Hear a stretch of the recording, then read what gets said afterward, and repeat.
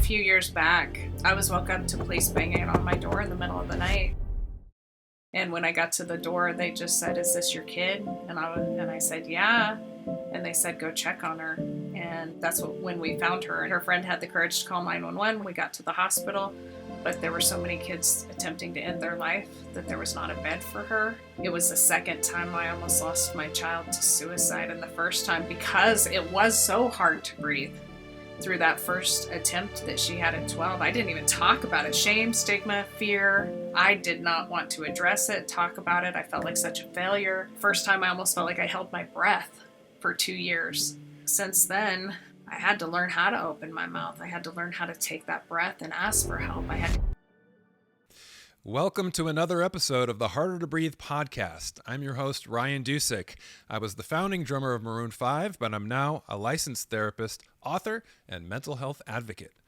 On the show today, we have Brandy Vega, who is a cutting-edge entrepreneur, a skillful media guru, a best-selling author, a loyal mother, a spirited philanthropist, and a driven advocate. On top of that, she is an Army veteran, and she has an organization called Promise to Live, which is a worldwide campaign for suicide prevention. They have their annual event September 10th. We're going to talk with Brandy in just a minute. But for right now, my co-host, as always, is Duck Maylard. How you doing, Duck? I feel kind of meta. I'm looking at myself and I'm seeing the headphones and the headphones, and it's like I don't know what statement I was trying to make. Oh, there's headphones on your shirt. I just the noticed redundancy. That. Sorry, those of you in the listening audience don't get to share this. So go to YouTube and check out the show on YouTube. But yeah, I got these perfect kind of headphone copy, and I don't know, it's messing with my brain, man. But I'm okay. I'm going to power through it. How are you? I'm doing pretty well. Staying busy, doing all the stuff, trying to both be productive as I always am and slow down at the same time with my new pool. How's that going? How's that going for you? It's going well. I think I have a duality going on right now between the impulse that I have in terms of going and being productive, and then the other part of me that's now like, slow down, take a break, go jump in the pool, get some sun, be outside. I think both can coexist, right? Absolutely. Yeah. Sorry, I was waiting for this really loud truck to end before I answer your question. Oh, okay. I kept muting my mic because it was like it sounded like I was at like a rave and the bass had just dropped. Yes. Well, maybe that's what's going on. Yeah, right. Who knows? But well, no, I'm glad. Yeah, the duality of trying to stay busy and trying to slow down and relax. It's got to be tough for a guy like you. For me, it's the opposite. I slow down too much just by necessity because there isn't a lot for me to do. So I'm always trying to pick up the pace. So maybe we can trade for a little while, and I'll do your busy work, and you can just chill and play video games. It's like whatever the life version of wife swap is, right? It's just career swap. Yeah, it's pretty boring. Now, sitting around playing video games does not sound fun for me personally. No, it was when I was 12. I take that personally. No, you know what? I there is a part of me now that I can't sit around for 4 hours like my son can. He'd love to just play Fortnite all day like all the kids his age. But for me, it's like, I don't know how much of it is a part of my evening routine. Like my wife and we'll have dinner, we'll watch a show, she'll go to bed. And then I have like these touchstones that I really like to do. I like to play a video game. So I'll either like play a game of basketball or baseball or whatever. And then now this is where I sound like a weird blend of old man and like millennial. I like to watch YouTube. I like to like scroll through and kind of, I watch a couple of golf videos. I watch some, skateboarding stuff or whatever, where I found our last guest, Anthony Ferraro, on YouTube.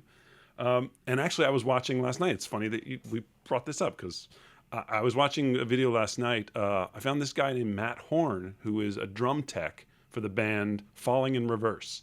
And he just does these hour-long, he just puts a GoPro on his chest from the minute he like opens the bus door at 10:30 a.m., walks into the venue, unloads the road cases, sets up the kit, has the jam, like goes to catering, shows the catering. It's very like Zen, but it's a cool kind of peek behind the curtain of something that most people, you and I kind of be the exception, see as this glamorous, we know, you think it's all just rock and roll lifestyle and this, but there's guys that get up in the morning and have to put up rigging, and they have to set up drum kits, and they have to go to crappy catering and all that. And I was struck by two things. One, the similarities between your old experience and my experience on sets. It's the same thing. You think you see a TV show, you see a movie, it's glamorous and this, but it's just a bunch of working people who are like just trying to all pull together to create this thing. And there's physical labor of hanging lights, and there's catering, and there's bad seating areas and all that stuff. And so it's sort of a cool parallel between our worlds. But also, I was curious about the relationship, and I don't know if you're comfortable talking about this, but the relationship between a drummer and his drum tech, or a guitarist and his guitar tech. For those of you who don't know, tell people what the drum tech does and stuff on a tour for a band. Well, a drum tech is something you don't usually have until you're pretty successful. When you first go out on tour, a lot of times you'll just have maybe a tour manager is like your only crew. A lot of times they'll combine a tour manager and sound man. They'll find a person who does both of those things. Yeah. Front of house. Find you a man who can do both. Right. Yeah. That's very economical. If you get another tech, it's usually going to be a guitar tech, because there's more specific maintenance that needs to be done in terms of tuning and amps and amps break down and they have to be fixed and all that. So it's pretty low on the list in terms of like when the drummer actually gets some help. So for like, a year and a half on the road, I was still lugging all my drums in and setting them up and tuning them. And I didn't know what the hell I was doing. Right. I didn't know anything about gear in those days. Everything I know about gear now, setting up stuff and tuning it. And I learned mostly in producing records. When I was performing, I didn't know. I was desperately trying to get things to sound the way I wanted to, but I didn't have any training in how to achieve that. Yeah. In this day and age of YouTube, I suppose that's easier, but it's kind of trial and error. But we did finally get a drum tech on our first headlining tour, I think is when we finally got one. And you're in a bus at that point, so you have more room to carry a crew with you. And a drummer and a drum tech can be a very symbiotic relationship. I think that there are times when there are some people that look at their crew as like part of the band almost, because they help you achieve the sound you're going for. They make sure that everything's running smoothly, and it can even be a sort of creative thing with them. But really, essentially what they're doing is taking over that job of setting everything up for you so that you're not breaking your back right, before you have to perform. And then maintenance, changing heads, tuning, making sure everything's in the right place. It's a challenge. I mean, even if you have a drum tech, a lot of times, granted, you know me, I'm OCD. You get up there and you're like, it's not exactly the way I like it. And then you have to change things and stuff. Yeah. But when you have a good relationship with someone and then they get it really dialed in and you're just going to step up there and everything's going to be exactly the way that you want it, that's a really good feeling. It gives you a safe feeling, that you're being cared for. And that was my question is, did you have any input or say into like choosing your drum tech? Did you like audition drum techs, or did you the record company just gave you somebody and you had to build a relationship with them and they start to know where you like your water and where your sticks go, and how to set, how high your ride cymbal is set and things like that? It's just a trial and error. Yeah. We had, actually, the first one we had was an odd guy. I'm not going to say any names. And yeah, we didn't really hit it off personality-wise. But then I had one that was great, both a good friend to this day. I've hung out with him at like Adam's 40th birthday party was probably the most recent time I saw him. But every time I see him, it's like, hey, man, he's a funny guy. We got along great. And yeah, just, delivered it every night the way that you wanted it to be. So I'm sure that most musicians go through a little bit of a trial and error. That's why when you find somebody that you really click with and you're like, oh yeah, then you hold on to them. You see some guitarists who have the same guitar tech for 30 years. This guy's been a drum tech since 1978, Yeah, exactly. I mean, John Bonham had like the same drum tech a lot of people talk about John Bonham's drum sound, and a lot of that was him, obviously his playing style and the big drums that he used and everything, and then the engineer. But the drum tech apparently was a big part of delivering that sound because he knew how to dial in the tuning exactly the way that he wanted it and everything. And so, I mean, you listen to a Led Zeppelin record live or in studio, every single time it sounds like John Bonham, Right. And part of that is that he had the crew to deliver that sound for him. And like I said, it's just a very zen kind of enjoyable thing to watch, and you get to see. I saw them at the forum, the Kia Forum here in LA, and then I also saw them. Saw a video of them. I don't know if you ever played this place called the Bank of New Hampshire Amphitheater That sounds in familiar. Guilford, New Hampshire. You'd know, I think you'd remember because at least I don't know if when you were on the road if they had this, but the backstage area has a miniature golf course. It had a basketball hoop. It had a pool. It had the most incredible catering. It was a really like I wanted to just form a band just so I could play at this venue. But Well, it sounds interesting. I would check it out. I feel like it would be both calming and like bring me back to certain really positive memories, and then weirdly triggering, I'm sure, at the same time. But I do remember, especially what you're describing in terms of the Zen thing, the first outdoor summer festival tour we did where you're playing big outdoor sheds, they call them, Right. amphitheaters. I think we were playing with John Mayer and Counting Crows the first time we did that. And it's like, in some ways, it's like summer Not camp. bad. Yeah, not bad. Not But you bad, roll man. out of your bus, or we may have still even been in an RV at that point. Oh no, we did a tour with Sheryl Crow before that. That was outside, but similar idea. But you walk out and it's, middle of the day or morning even, and the sun's blaring. Yeah, but I'm like, it's so hot. It's a summertime tour. You're traveling through the South or the Midwest, and it's 100 and some degrees and 99% humidity. Yeah. So you're just in swim trunks basically the whole time, and you just walk outside and kind of stumble into catering, and everyone's there, and it's a big community feeling, and you're all just in the middle of nowhere, this campsite basically. And I remember it feeling very calming, just walking around outside a lot, and it feeling that sort of tranquil, you're almost like you're on vacation sort of vibes. So that was cool. But it's funny, you were talking earlier about, I do the YouTube thing as well, but in terms of gaming or playing video games, that brought me back to touring as well. Really? And being on the bus. And I think that part of my rejection of it, I'd probably already rejected it to a certain extent at that point, is that I have some trauma around video games because of it's not trauma, it's just bad memories. Yeah.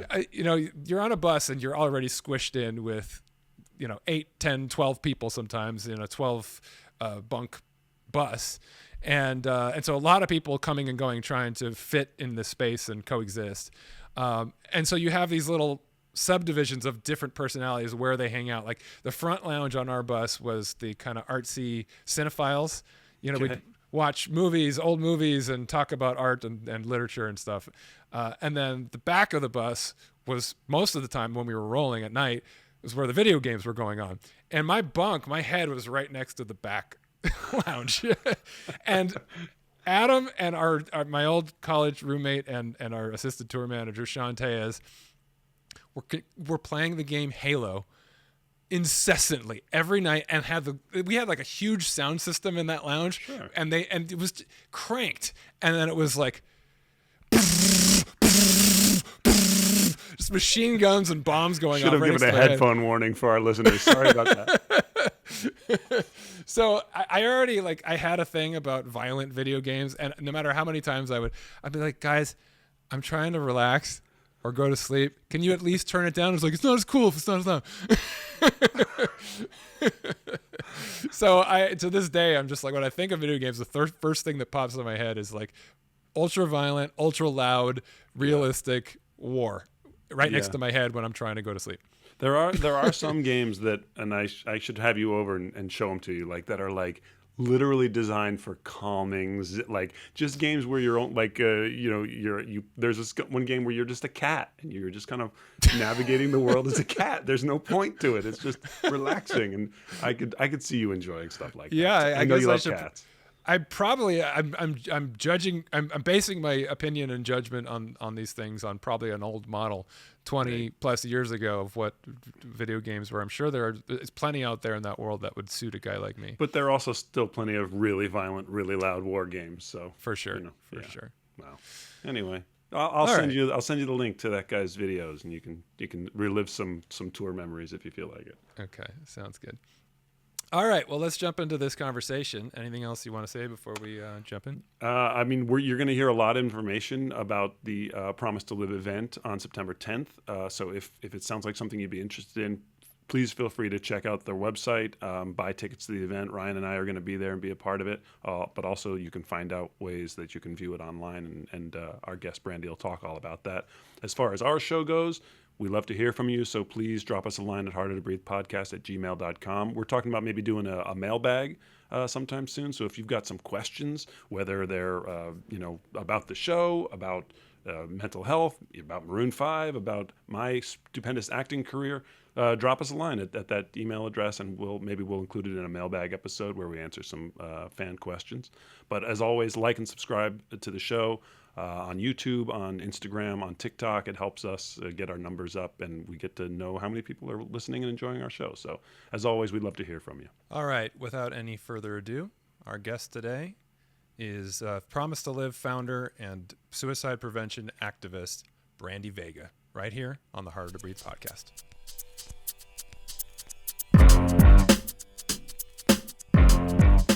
Brandy Vega, welcome to the Harder to Breathe podcast. Thank you. How are you doing today? So good. So good. It's been a great morning. How are you guys? Doing well over here in the sunny Southern California. How's the weather over there in Utah? Hot. It's hot. Okay. But you know what? It's not Phoenix hot, so that's a good thing. That's where I'm from. Oh, you're from Phoenix. Yeah. Well, Brandy, we just met like last week, I think, and it was such an interesting and engaging conversation that we had regarding your upcoming event and all the things that you're working on. And, I really was moved by, you telling your story in sort of short form and just bringing us up to date on the things that you do and where you come from and why. We're kind of trying something out that's kind of new on the show to just jump right into. If you could tell us a time in your life when it was hard to breathe. I think I know the answer to this question, and I think I know, some of the things that we talked about, but I'd love to hear from you, for our audience, kind of the time in your life that led to everything you're doing now. Yeah. So a few years back, I was woke up to police banging on my door in the middle of the night. And when I got to the door, they just said, "Is this your kid?" And I said, "Yeah." And they said, "Go check on her." And that's when we found her. And it was really, really hard. Thankfully her friend had the courage to call 911. We found her in time. We got to the hospital, but there were so many kids attempting to end their life that there was not a bed for her. And so that was a time for me that was hard to breathe, because it was the second time I almost lost my child to suicide. And the first time, because it was so hard to breathe through that first attempt that she had at 12. I didn't even talk about it. Shame, stigma, fear. I did not want to address it, talk about it. I felt like such a failure, felt like everybody would judge me. And so that first time I almost felt like I held my breath for 2 years, and when it happened again, it was just an absolute nightmare. And we didn't know for a couple of days if she was going to make it or not. And I begged for a miracle and prayed for a miracle, and thankfully I got one.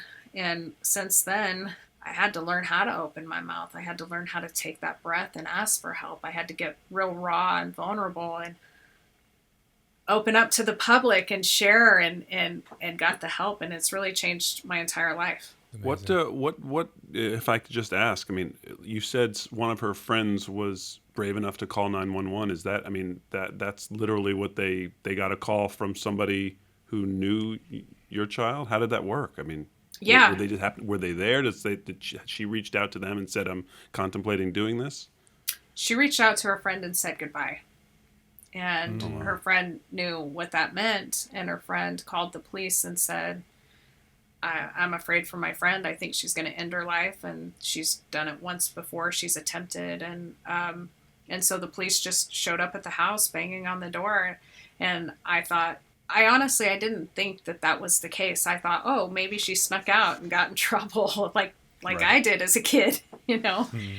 And so it was really mind-blowing when we found that. We saw the note, we went through it. We didn't know for almost 2 days if she was going to make it. We didn't know if she was going to survive. And if she did survive, we didn't know if she was going to have permanent challenges and disabilities. And so it was really, really hard. And I had volunteered at the hospital for 7 years. I did spiritual care and Nobody Dies Alone. I sat with a lot of patients. And it's way different when you're sitting there looking at your little baby or somebody you love. And as Okay. I went to my car that next day at primaries, this during the pandemic, it's 21. I had this breakdown and I got on my personal Facebook page and I just did this video and I said, and video by your viewers probably don't know, my background is in video production media. I was a news reporter for many years. I was in the Army as a broadcast journalist and public affairs. Like I've spent my whole career on camera in front of them, talking, sharing hard stories, doing hard things in the military and news. But this was the hardest video I ever did in my entire life. And I just went on my personal page and I said, my kid tried to end her life and I don't know if she's going to make it. And if she does, where do I go and what do I do? And I know some of you've been through it. So tell me where to go, because I couldn't find resources or help and it was so hard. And I did that video that night and I went to bed and I woke up and it had 12,000 views. I had hundreds of messages from people on my personal page. People, amazing people like you guys that you look at and you go, they have everything. I've been through it. I lost someone. I struggle. And I saw all this stuff and I was blown away. And because of my background in media, my friends at NBC reached out and said, hey, we saw your story on Facebook. Would you share it with us? I was really offended. I was like, are you kidding me right now? That's why I got out of TV. I can't live in this sensational, if it bleeds, it leads world. And so I got out of TV because I didn't want to be the villain calling people and asking them to share their darkest days. So I was actually slightly offended. And I just said, no, I won't share the story. I don't even know what's going on here. But then I was there begging for a miracle. And I feel like, for me, spiritually, I feel like God answered my prayer.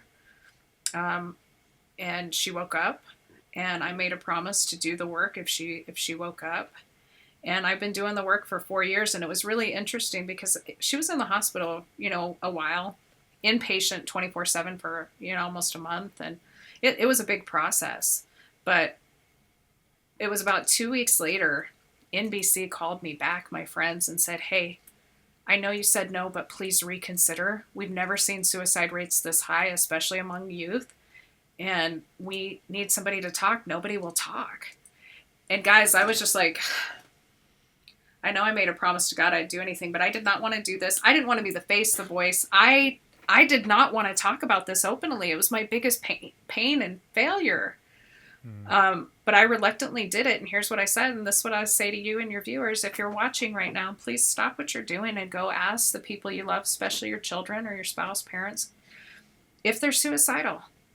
Honest questions get honest answers. And that's what I said during the broadcast. Shortly after the TV segment aired, I got a message from a dad. And he said, you just saved my daughter's life. I was like, what do you mean? He said, I watched your story. He goes, I felt the urgency. I went in her room. She already had written her suicide note. She was in the process of trying to end her life. We're at the hospital right now. Thank you. And that was just eye-opening because it was just me and my personal story on the news that I absolutely didn't want to share, knowing that we were able to reach that girl in time. And then, I got another message from a family the next day. And they said, thank you for being so vulnerable on TV. We watched it. We talked to our 15-year-old boy. He confessed he was going to kill himself this weekend. We're getting him help. Thank you. And this has been the journey of my mission and my story and my heart because I'm one of the lucky ones that got that second chance. I've made it my mission the last 3 years, 4 years actually. This is our 4th year to just get out there, share hope, healing, resources, get people to talk about this because when we start talking, we stop the stigma. And so we did a show and it was awesome our first year and we reached 160,000 people. And that was my mission. Like if my story on local news could reach and save a few that I knew of, what if I could join forces with amazing people like you guys to reach more people? And so the first year, 160,000, the second year, 400,000, last year over 3 million. And this year we're on track to reach at least hopefully 5 to 10 million people with resources and tools and hope. And it's amazing. And I want to share too quickly before we move on. My daughter's doing great. She is amazing. She's 18. She just graduated early. She builds pro mascots for the Dallas Mavericks and the Kansas City Chiefs. Like she's an incredible artist, beautiful human being. And it's just such a blessing to have that Well, that's the most wonderful part. I mean, and I want to say also, don't ever apologize for being emotional and showing the love that you have for your child. I mean, our listeners know I'm going to be right there with you at some point during this episode. I'm already going to tear up. Yeah. And we're going to get into the show specifically because that's what we want to talk about. But I just want to go back a little bit and touch on a couple of points from your amazing story. One of the things that I'm really glad you said was that, just to ask somebody straight out, you're not going to plant an idea in somebody's head. I mean, we've talked to other guests who have talked about suicidality and how sometimes people are hesitant to say, I don't want to say that because I don't want to suddenly put this idea in their head. And you can speak to that, right, Brandy, that is not a concern. I've learned so much the last 4 years, and that's one of the biggest takeaways for me is honest questions, honest answers. Either they're feeling it or they're not. It's not going to be like, oh, I hadn't thought about that, Duck, till you said something, but maybe that's a good idea. Right. And Thanks, so, Dad. yeah, we want to teach people that. And over the last few years, like we teamed up with MTV last year. They do an activation, and theirs is called Ask, ASK, acknowledge, support, keep in touch. Because people go, well, I don't want to ask because I'm not an expert and I don't have training. And what if I do or say the wrong thing? It's like, you don't have to be. If you're worried about somebody, even if you're not worried about them, just ask. Acknowledge, hey, I know that you went through a divorce, you lost your job, your kids are struggling, whatever it is. I'm asking how you're really doing. By the way, add the word really. It changes everything. Right. It gives people permission to open up. So if I say, how are you doing? Fine, good. But if I say, how are you really doing? Try that one and see how it changes your conversations this week. But you ask them just how they're doing, and then you support that and say, gosh, that must be hard. I'm sorry you're going through that. And then K is keep in touch. All of us are capable of doing that. Now, this is actually, believe it or not, something of a controversial topic in the world of mental health and psychology, and I'm glad that we're talking about it because I've had this debate with people, and it's mostly lay people who aren't educated in this stuff, who have strong opinions about this stuff. I know that I can't remember right now off the top of my head. I probably should have researched. There's a person who wrote a book about what she refers to as like the culture of depression and suicide, and how she refers to the industry of psychology and how we're planting these ideas in children's brains. And this is just another one of those situations where I feel like people are so concerned. It's coming from a good place in terms of wanting to care for their kids, feeling desperate to want to care for their kids, but basing opinions around their emotions and their fear rather than on facts and data. If you look at the research that's being done, if you look at the data, it strongly suggests that you are in a much better position to ask someone point blank, as you said, how are you doing? How are you really doing? Are you having thoughts of suicide? This was something I learned early on as a therapist, because you're kind of scared as a therapist. You're like, you want to tiptoe around it. You want to make sure that you're just kind of meeting them where they're at and that you're not going past that boundary and then like sort of assuming, like reading their mind or whatever. But the reality is, if this person is in this clinic that I was working at and they're struggling to the degree that they are, that their parents put this teenager in a outpatient clinic or a partial hospitalization, if they haven't actively thought about it, they've passively thought about it in some way. And having a conversation, bringing it to the light, can literally take it out of the darkness and the shame and the feelings that are driving it and perpetuating it, and into a place of something productive and constructive. And again, the data supports that. So thank you so much for saying that. It's important for people to know that and to get that message out there. Yeah, I agree with that. Thank you so much. And it is scary to talk about it, but you know what's more scary? To lose somebody you love. And what we found after my daughter woke up, and I finally asked her, I said, are you glad you're alive, or do you wish you would have died this time? She was 14. She says, Mom, I didn't really want to die. It was just too late. And this is what we've learned. People don't want to die. They just want to kill the pain. But they don't know how to kill the pain without ending their life. And so what I asked her at this time, I said, will you make me a promise to reach out for help? If you find yourself in that dark, deep depth of despair, will you promise to reach out to me, your dad, your friends, family members, resources? Here's resources, by the way: NAMI, JED, Trevor, AFSP, Live On. There's a lot of great resources. Or, at the time I was learning about 988 and stuff. my child at the time didn't love herself enough at that point and didn't have enough motivation to want to live. But she made a promise for me, and she made a promise for her brother. And it was interesting because sometimes people don't love ourselves enough to want to stay. But we want to honor our word, or we respect you, or we want to live. And so that's why with what I've created, we call it Promise to Live, Promise to Reach Out. We lost 726,000 people to suicide. 726,000 people died by suicide in 2022. That's every 40 seconds. So for us, it's like, I've been sharing, I wore my seatbelt on the way over here today. I didn't expect to crash, but I knew if I did, my odds of surviving it would go up because I had protection. Making a promise now in your right state of mind when you're not in a crisis situation, when you make a promise now, there's studies that say in general, you're more than 60% or up to 60% more likely to keep it. So we want people to make that promise that they will reach out for help. And then if they find themselves in a crisis, they go, I promised Ryan I would reach out to someone. We want to honor our word even when we don't love ourselves. So we're trying to shift that to awareness, and we've kind of been doing it through these pocket hugs that I showed you guys. Like, these are awesome. We ask people to make the promise to live. They get that coin to keep and a coin to give, and it has a message on the back that says, when times are tough and you don't know what to do, here's a hug from me to you. It's connection, it's reaching out, it's checking on people, asking them the question, and then waiting and giving them permission to actually answer. That's such an important part because but it's funny that you say how are you really doing in this moment? Because when a lot of times people ask me, how you doing? And I'll instinctively answer, oh, I'm fine. And then I have to go, wait, you know what? I'm actually not doing great today. And thanks for allowing me to be honest about that. Like, I can give you the real answer, or I can give you kind of the bull answer, and the real answer feels better. It's nicer to be able to say to somebody, today's not so great. Ryan and I, it seems like every time Ryan asks me how I'm doing, I'm like, not so great, but that's partially for the show.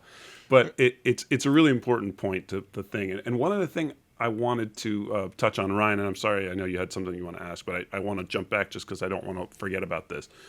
The part of your story that really stood out to me is that you said it wasn't the first attempt, and that your child was 12 when they first made an attempt, and I have an almost 12-year-old, and I think as parents a lot of times we think, well, our child is still in that sweet child where the child innocence, they don't have the heavy thoughts, they don't have these things going on, and it's obvious the fact that they do. I mean, there's a lot of change going on in their lives, going into middle school, a lot of pressure, social pressure, and things like that.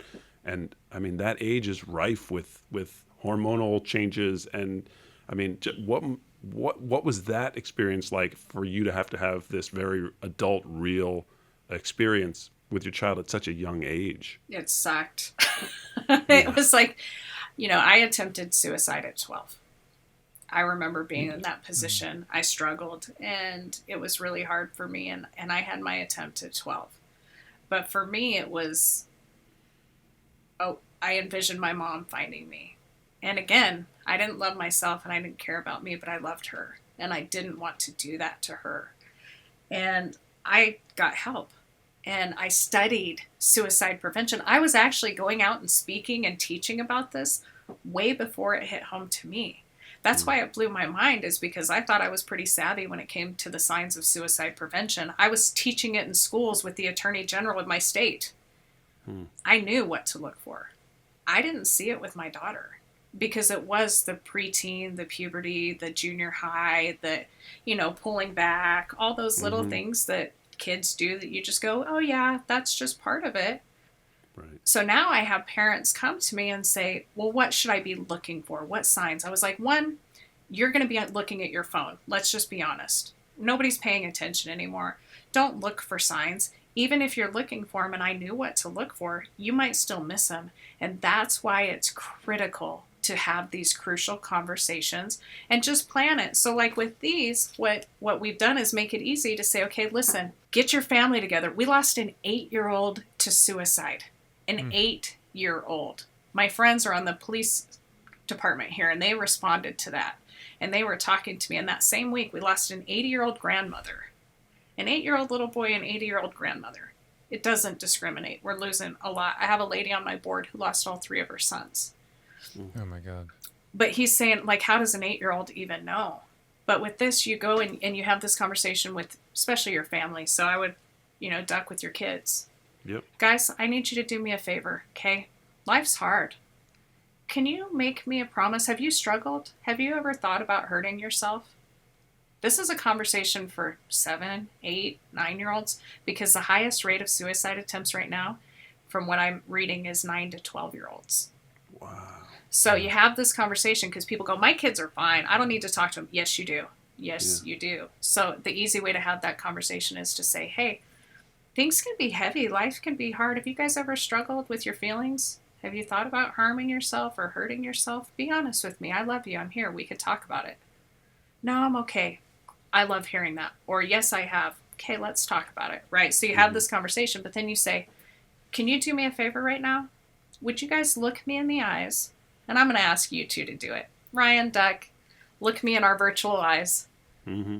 Will you guys promise me right now that if you find yourself in that hard place and if you find yourself struggling, will you promise me you'll reach out to me, a friend, a family, or one of the resources available? Can I get you to make that promise to me right now? I absolutely promise that I will reach out if I'm really struggling. I promise too.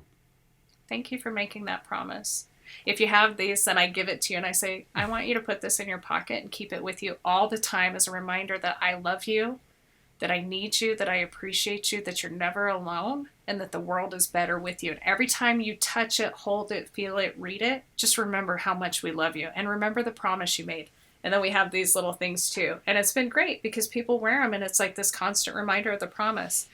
I had an elderly lady whose husband struggled with PTSD. He's a Vietnam veteran, and she gave him this and said, I need you to make me a promise that you'll be okay, that you'll reach out. Not be okay. We all struggle. The promise is to reach out when you're struggling. He made her the promise, and he took the coin and he keeps it in his pocket every day. Every day when he gets his wallet, when he gets his keys, he keeps it with him. And she says she'll find him sometimes sitting around fiddling with it. And she said the other day, the alcohol and the demons and everything got to be too much. And he stormed out and he said, I'm done with this life. I can't do it anymore. I can't keep fighting. And she begged and pleaded, and he left the house. And she didn't know all night if she was ever going to see him again. And he came walking in the morning. And he looked at her, and he had this coin in his hand and tears in his eyes. And he says, I'm here because I made you a promise and because of this damn coin. So whether or not you have a coin, I want to make sure everybody gets coins. You can find them, hit me up. But whether or not you have that, have the conversation. Get the people you love to promise you right now that they will reach out, because it's literally that window of time when they're in struggle. They're going to remember your face. They're going to remember their words saying, I promise. And as my daughter looked at me too, just to fast forward this a little bit, we had a hard conversation. Life is tricky, politics and elections and economy and all this junk. And we were having this conversation with a freshly 18-year-old who just graduated, who's having to pay taxes for the first time. And it was hard. And at the end of it, she stood there and she just stared at me for a while, and she's looking at me. And I was like, oh dear, maybe I upset her. I don't know what she's thinking. And she finally goes, Mom, I can't wait to get old like you. And I just lost it. I started crying, not because she hurt my feelings for wrinkles and all the things, the gray hair. But you guys, it was literally the first time in 6 years she said she wanted to live.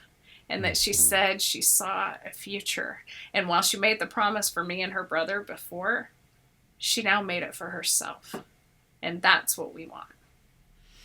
That's amazing. I want to ask you a little bit more about her and her journey. But before we do that, I want to back up to something you said about yourself, because I think it's really important for people that are listening and relating to what you're talking about.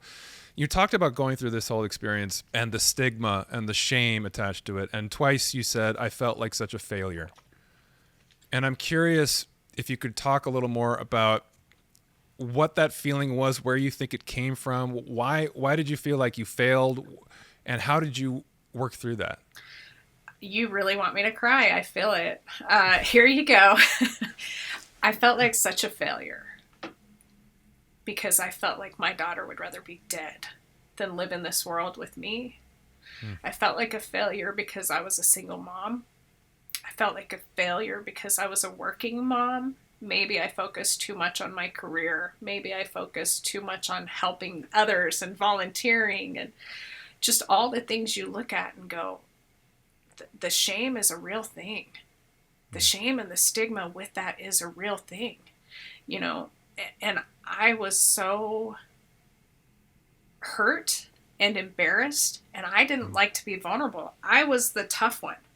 I would come in, I would get things done. I was the founder of these companies, and to come in and say, I failed at something. That's what it felt like to me. That's what it felt like. And I understand that that's part of the stigma and the shame, because it's not what maybe I failed at was not having those open conversations with her that would have helped. But I will also say, not only did I feel like a failure, but I felt like the system failed me. Yeah. We waited for 3 months to see a counselor. She tried to end her life 5 days before her appointment. And that was hard too. You know, and because of all this, the silos and the competition and the ego, I didn't know good resources. I didn't know where to go for help. I didn't know how to find it. And that's why I made it my mission with Promise to Live is get them to commit. We got to save the people first. If they're here, then we can connect them to resources. And let's put all the resources in one place, because I don't care who gets the credit. I needed those and I couldn't find them. Yeah. And so that's, you know, that's where the failure feeling comes from. I want to hear the second part of Ryan's question, but I want to clarify what's the ego and the siloing that you refer to in terms of other organizations sort of trying to be the authority on the subject, or what? The nonprofit world is tricky, and there's so many great people with great intentions trying to do the work and help people. However, there's limited resources. And so when you factor in funding, grants, sponsorships, donations, people go, well, I can't share my information because I need my grants and funders and sponsors to stay with me. And the other people go, well, I can't share your resources because if they go to your resource and not mine, then I might lose my funding. And so you've got all these really, really great organizations and resources, but they're siloed. And part of it, I think, is a little bit of ego. You know, this is what I found. So when I started it, I was very naive, and I said, let's bring all these groups together. The rising tide lifts all ships. There's more work than any one of us could ever do. And it was really tricky. And I found, like, actually some of the groups tried to sabotage my work. And I said to some of my friends in government who ran other nonprofits, I said, why would anybody try to sabotage the work? Or, you know, and they said two things: ego and money. They're afraid you're going to take your money, and they're afraid you're going to show them up with the work you're doing because they get millions of dollars and they haven't been able to have the impact that you've been able to have. And, you know, I say this with respect. I've had to learn a lot of things, but, you know, we did look at that, and we did look at some of these major nonprofits, and they measure their impact by reach. And it was over $60 per reach. We looked at our impact and we measured it, and it was 8 cents per reach. And so you look at this and go, man, I can see how there can start to be, you know, this sort of thing in it. But what we want to be is we just want to be the train engine saying, I don't want to recreate your resource. You have amazing resources. I just want people to make a promise, and then I want to connect them to all your resources, but in one place. And they won't do it. But if I can do it and put them in one place and say, you'll find what you need here, whether you're dealing with, you know, suicide, mental health, addiction, trauma, pre-crisis, prevention, crisis, post-crisis. I'm just trying to gather all those now because it's too hard to find them when you're in the middle of it and when they're scattered everywhere. Thank you for clarifying that. Yeah. I love that. I love, first off, how proactive what you're doing is. You know, we talk a lot on this show about being proactive rather than being reactive, because if you're reacting to a problem once it's already happened, it's a little late in the game. And so being ahead of the game and really working on how do we prevent rather than just respond. And then also just taking the politics out of it. You know, we live in such a cynical world, and so much of it is about competition and about winning the game of life in whatever form that takes. And there are things that transcend that in terms of importance, and sometimes we lose sight of that. So for you to be focused, and I know it can't be easy on a daily basis, on a monthly basis. When you're trying to build an organization, you have to make some really pragmatic decisions. Sometimes you get, it's like people go into these things, as you said, with good intentions and wanting to do a good thing. And then sometimes you get lost in the politics of it all, or in the competition, or in the whatever is necessary to stay afloat. You have to do one more thing just to get through the next day. So maintaining that North Star of what it is your focus is admirable, to really have that the sort of the value system that you're taking into what you're doing. And so I'm curious just to look at, like, you're talking about resources that weren't there. You're trying to provide resources that you couldn't find. You had a child who has 2 suicide attempts, and you're having a hard time getting her the care that she needs. How did you eventually find that care? What did it look like? What was her journey like once she finally found? Obviously, she's doing pretty good now. Like, there was somewhere in there where things took the swing upward that you needed for her to turn that page and for her life to get on the right track. So what did that look like? I think that's a hopeful journey. We want to hear about what that looked like. Yeah. I mean, it was a process. So it started at the hospital. It started with inpatient, where she was, and learning some of the things, radical acceptance, going to a day treatment, but me also learning and saying, hey, on a scale of 1 to 10, where are you today?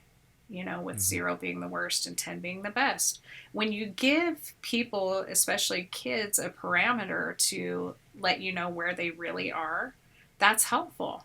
And so when she was struggling, I'd spend more time, or I'd stay with her, and we had these open and honest conversations. So that was part of it. Getting out there and working on the things that drove her, putting together the safety plan, working on her art.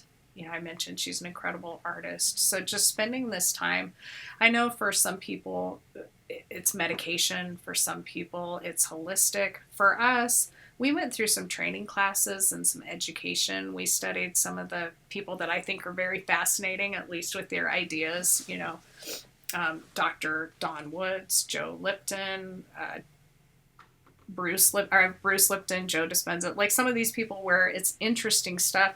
So we studied this process, but we just built a really, really good relationship. And I started on this process of building it and putting it together. And it was a big part for me was, how do we bridge the gap?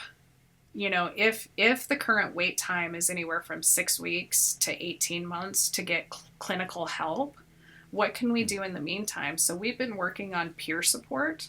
We've been working on AI. We've been working on self-guided, and trying to put those in there and saying they don't replace experts like you. They don't. But they can bridge the gap if somebody's needing AI support that comes from clinicians like you and it can answer some questions, or peer support from videos where they can do research, or, self-guided therapy or whatever. So we've worked to create some of that. And then we've just done a lot of community events and education, getting out there, shifting the conversation from awareness.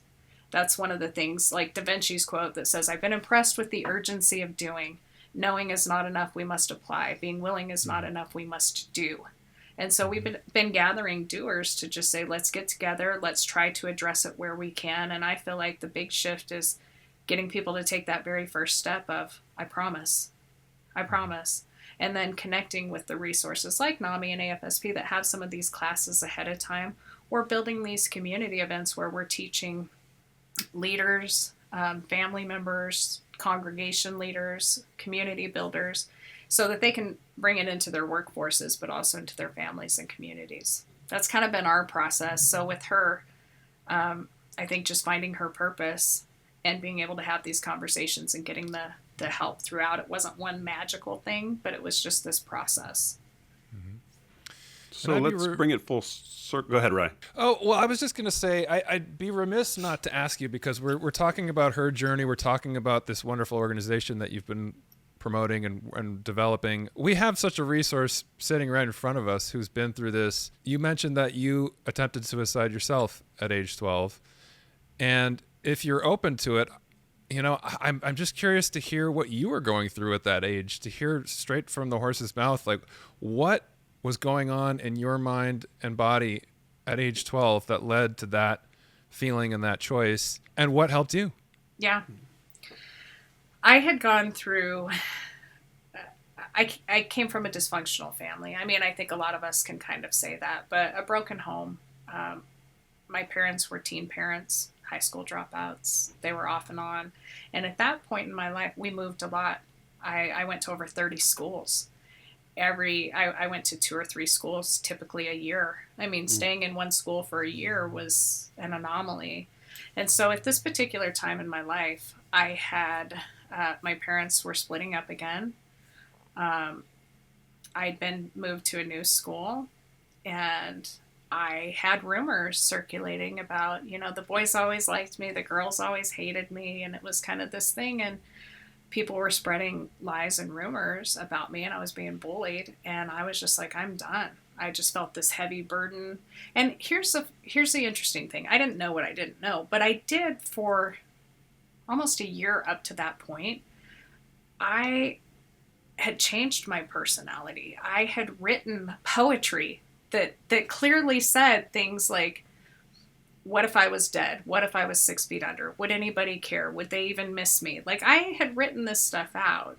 Teachers had seen it. I think my mom had seen it, but everybody was just like, and I see that now as a cry for help, that I was struggling. But I remember getting to the darkest moment. I just thought, I can't do one more day. Some kids left some black balloons at my door, and like this mean note. And I just thought, I'm done. I don't even care. I don't want to live anymore. And I went in there, and it was a pretty serious attempt. I still have, scars and things that I live with. But then it was literally halfway through that attempt. For me, I got a message that says, your mom couldn't handle this. And I just envisioned my mom walking in and finding me. And at that point, I decided I couldn't do it. And so I tried to reverse my process and get help and, take care of myself and bandage and different things. And it was terrifying, and then to have that conversation and share. But then once my family kind of got involved, and we were able to talk openly that I'm struggling and here's what I'm going through, and it's hard. And then we moved, so I was able to get away from everyone. So I guess that was maybe helpful in a way, but that was my step into it. But once I made the decision, okay, I'm never going to let myself get here again. I know some people can do it and some can't. I was able to make that decision, and I never had another struggle. It was like I struggled for a year, I attempted, and then I released it. I talked about it, and I was able to move forward. But in my heart, it was still such an experience and something that I was passionate about, that I wanted to help. And I never knew that it would lead me to this point. And so I told you with the first one, that when you talk about the shame and feeling like a failure, I freaking taught this stuff. Of all people, I reported on this stuff in the media. Like, I, of all people, should have known and should have stopped it. Mm-hmm. Not only feeling like the failure, but also feeling like I was supposed to kind of be like an expert in this, and if I missed it. And that's why the second time, when you ask, like, why did this happen for me? Not to me, for me. Okay, then what am I supposed to do with it? If I understand it from a personal point, now I went through it as a parent. I also have the passion now because I got the second chance, and the people on my team didn't. And then I understand the professionalism of it, and I'm an entrepreneur. So how can we address this in a new way that's going to have a different impact? So that's a perfect kind of opening. Let's talk about that. Let's talk about your organization, and let's talk about this event that we've been alluding to over the next in a few weeks. Talk about the formation of this organization, what you guys do, and what this event that's coming up is going to be all about. We've never had more of a focus on suicide prevention and mental health, I think, in the history of time. We've never been more connected in the history of time, but we're more disconnected than ever. So how do we explain this? If we're putting more money, time, energy into these things, and they're still going up and not having the impact that they need to have, I'm like, we can't do the same thing over and expect different results. So how do we do something new and innovative? For me, I think it's critical that we reach people where they are on the devices and the platforms that they use. Phones, laptops, TV, radio, whatever it is. Through the people and companies that they already know, trust, and follow. Podcast, exactly. Because your audience knows you. They love you. They trust you. If I just try to say suicide prevention, mental health, it's different when you guys say, hey, let's talk about this. They go, oh, you guys care about this? I'm going to listen because I already trust you.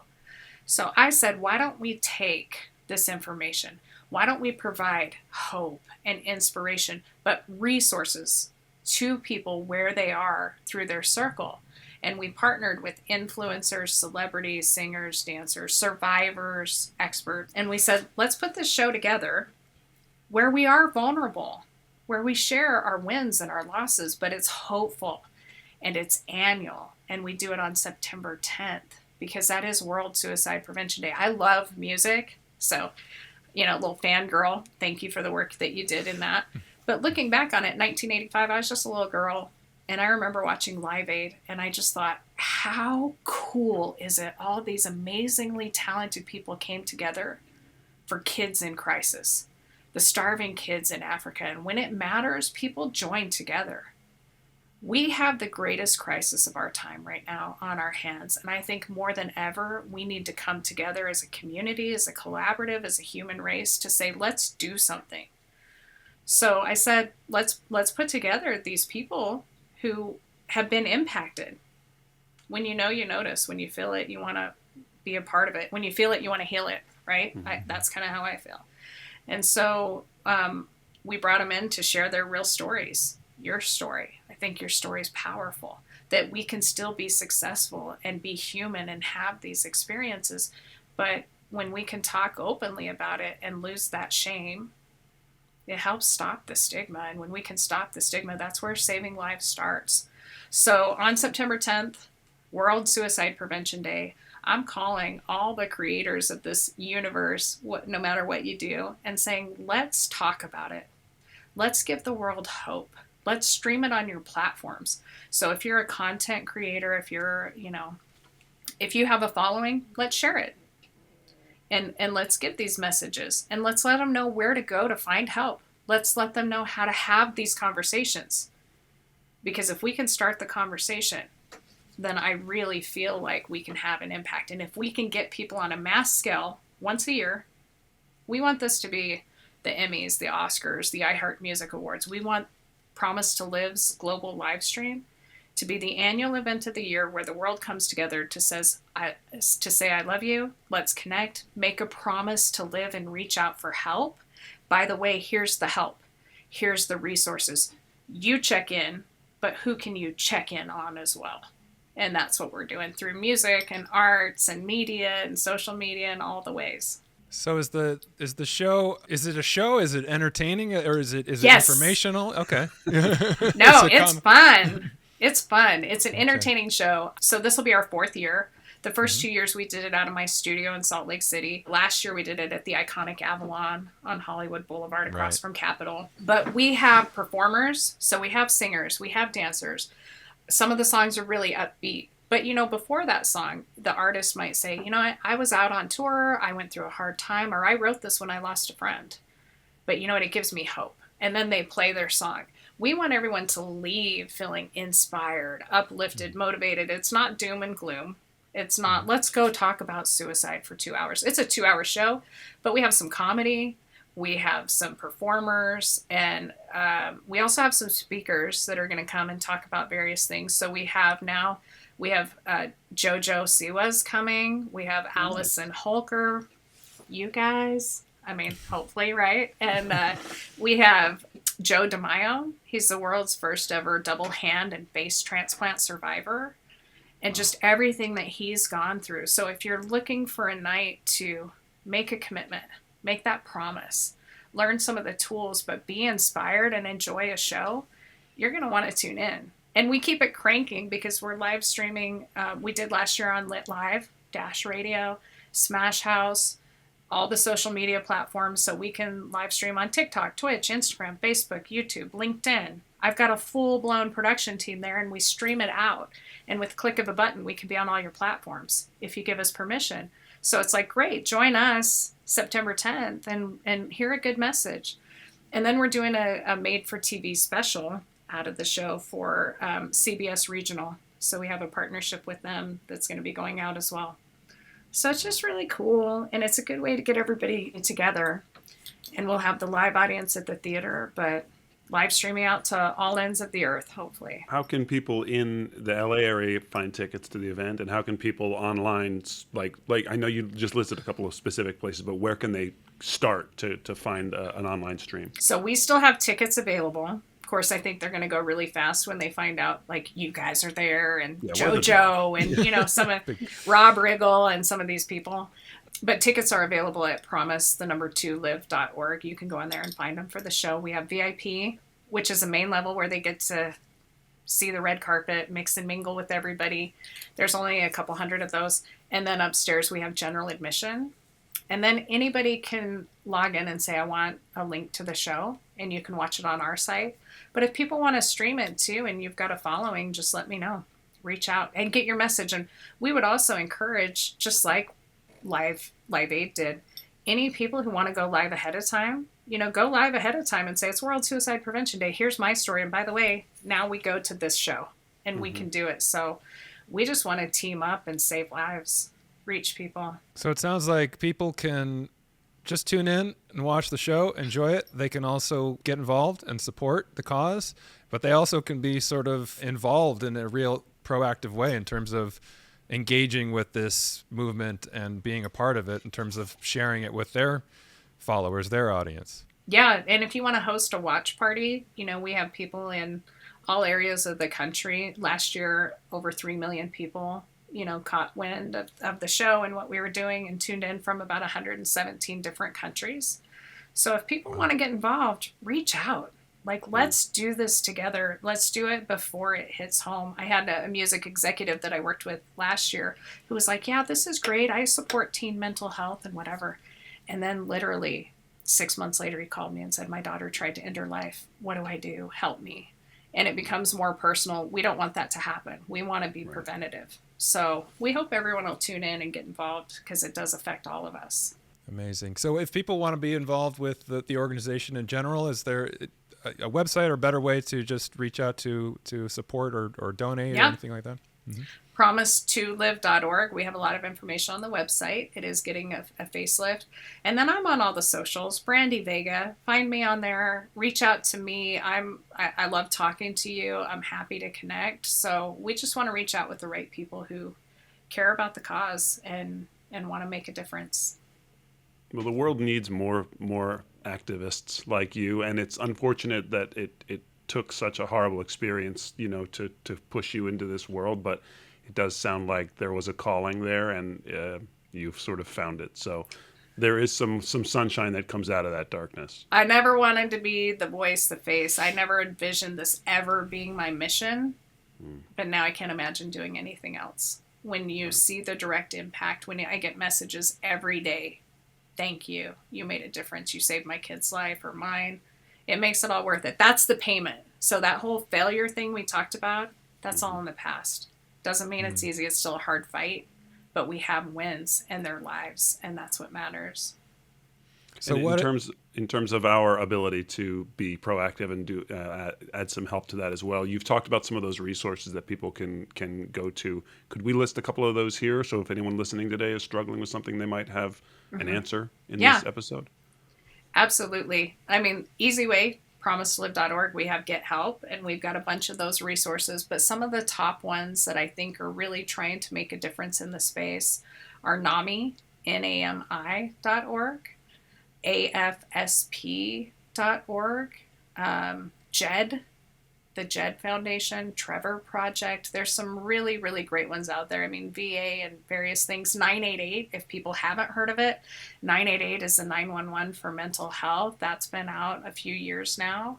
So there's a lot of really good tools and resources. We're working with some other groups that are launching more nationally, but Eliza Chat, they're doing things in youth mental health, mainly with school districts to kind of bridge the gap. And it's really cool because they take all these mental health professionals and they put all of their information into an AI. So it has credible, non-corruptible information, and it allows these kids to use it as an in-between. Again, not perfect, but at least it's something to bridge the gap. Right. And we're working. So if there are other professionals or organizations that want to get involved, that want to share their information, please let us know. We work with I Love You Bro. We work with Here Brotherhood. We work with Hope Heroes. I mean, there's quite a few little organizations that we partner with. Stand for Kind, Hope Squad. There's a bunch of different groups that we want to share. So any groups out there, any individuals or influencers that want to get involved, we still have a few slots, not many, but for performers and sponsors for our show. And our goal is just to help as many as we can.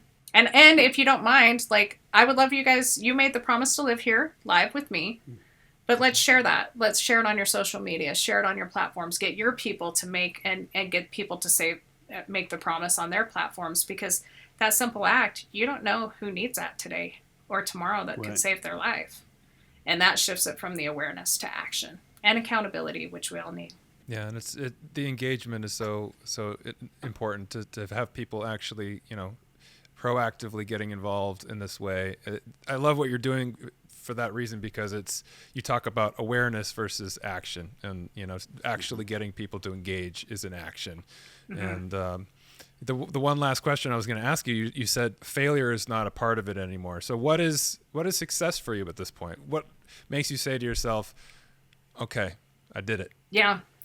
It's when I get the message from the veteran's wife. It's when I get the message from the mom who said, I gave my son your coin and he didn't want it. He was like, that's silly, Mom, I don't want it. But then his friend came over and she shared the message with his friend, and then she gave it to him and said, hey, let's make a promise to live to each other and for this. She said, now I see him sleeping with it every night and holding on to it, and it means something.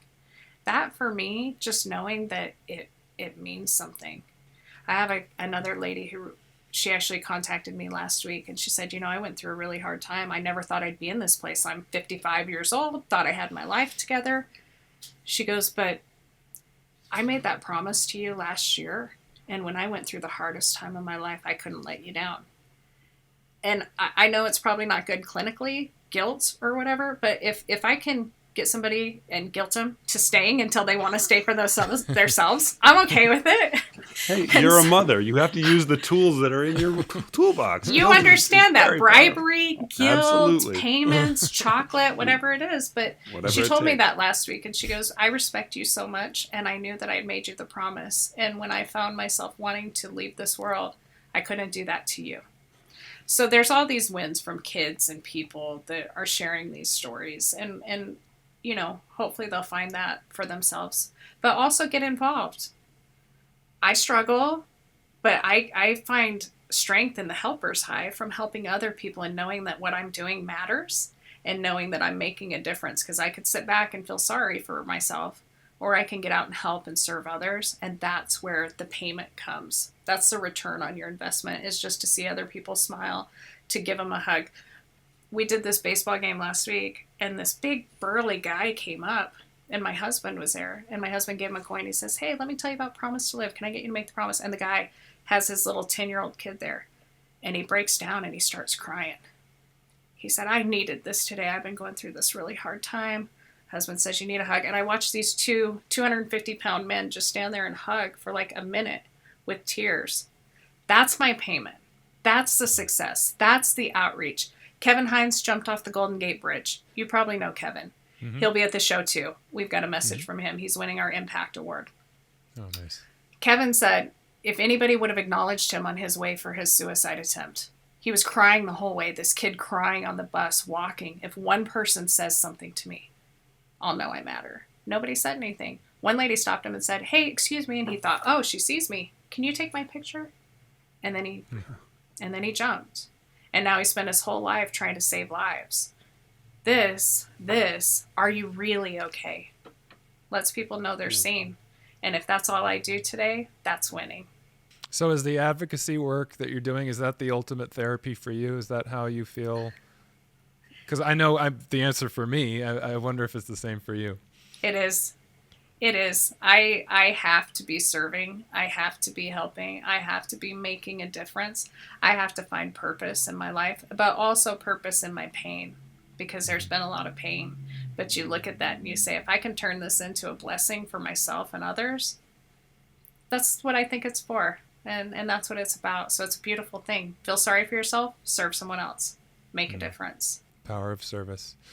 Well, Brandy, this has been a great conversation, and just, moving in the same way I knew it would, given our first conversation, and just all the work that you're doing. I'm a fan of, and just, excited for people to hear this and to get involved in whatever way they want to. So thank you so much for your time, Brandy. Really appreciate it. Thank you, guys. Really appreciate it. And I love your voices in this space. You have such beautiful hearts and souls. Thank you for the lives and the difference that you're making for people. Thank you. Appreciate it. And we'll see you on September 10th. Yeah. Can't wait. Brandy Vega has been our guest on this episode of the Harder to Breathe podcast. The Promise to Live event is coming up, so get involved. We'll see you there, online or in person. Thank you again to Brandy, and check out new episodes every Tuesday right here on the Harder to Breathe podcast.